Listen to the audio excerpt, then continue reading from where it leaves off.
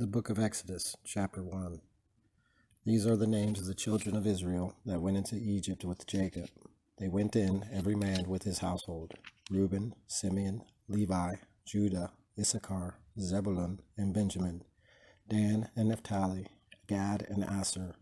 And all the souls that came out of Jacob's thigh were 70, but Joseph was in Egypt. After he was dead, and all his brethren, and all that generation, the children of Israel increased and sprung up into multitudes, and growing exceedingly strong, they filled the land. In the meantime there arose a new king over Egypt that knew not Joseph. And he said to his people, Behold, the people of the children of Israel are numerous and stronger than we.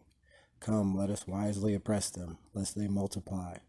And if any war shall rise against us, join with our enemies, and having overcome us, depart out the land.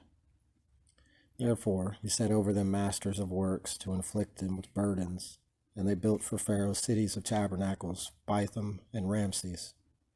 But the more they oppressed them, the more they were multiplied and increased. And the Egyptians hated the children of Israel, and inflicted them and mocked them. And they made their life bitter with hard works in clay and brick, and with all manner of service, wherewith they were overcharged in the works of the earth. And the king of Egypt spoke to the midwives of the Hebrews, of whom one was called Sephora, the other Puah, commanding them, When you shall do the office of midwives to the Hebrew women, and the time of delivery is come, if it be a man-child, kill it; if a woman, keep it alive.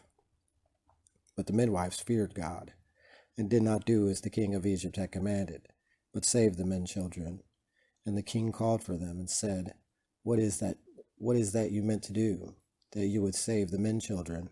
They answered, The Hebrew women are not as the Egyptian women, for they themselves are skillful in the office of a midwife, and they are delivered before we come to them.